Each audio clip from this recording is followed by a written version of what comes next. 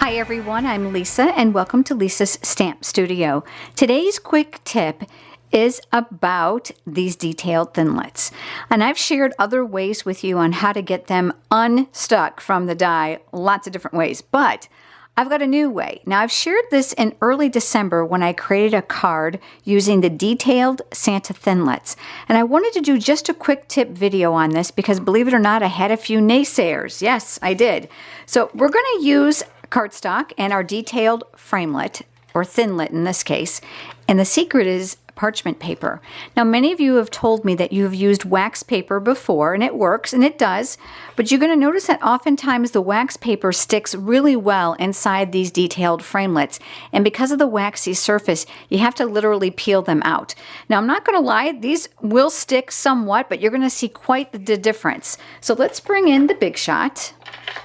And just to show you the sandwich I have here, on the very bottom we have the magnetic platform. Then I have the precision base plate. Whenever you are die cutting detailed dies, you're going to want to use the precision base plate. It makes a world of difference. Now if the die is simply a silhouette and it's open in the center, you don't need the precision base plate. Just the magnetic platform will work well. So I have my cardstock. And I'm also going to put on my piece of parchment paper, and then I'm going to lay my die just face down like I normally would. I'm going to use a clear cutting mat over the top, and then I'm just going to crank it through my Big Shot. Now every Big Shot is different. Some Big Shots will require that you crank there and back, which means 2 rotations. Some will require that you only crank once. Mine actually likes it, and I'm just going to push this forward so you can see when I turn it. So I'm going to turn it and put it through a second time. And here's how you can tell. Flip it over. You can see easily that some of these areas haven't cut through like they have here. So we're just going to flip this over and pass it through. Every Big Shot, like I said, is different. So you'll get to know yours. I know mine needs 2 passes on these detailed dies. We have that now die cut. And I'm going to take all this off and push it to the side.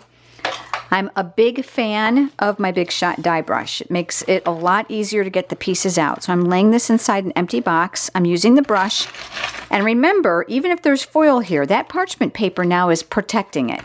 So I'm going to rub, kind of like a pizza roller or a rolling pin, over the top in different directions to release whatever pieces of cardstock I can with the brush. This really cuts down on a lot of poking.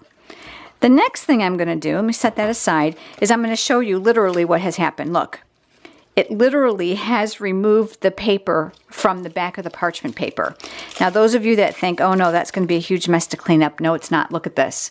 Unlike the wax paper that you really have to get out because it's so sticky, this literally pulls out. Now I know some of you crafty friends out there are going to be able to come up with something really fabulous with this.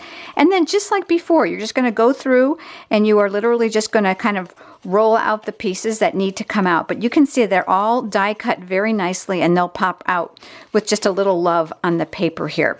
So parchment paper is the new best thing for a secret in die cutting these intricate dies.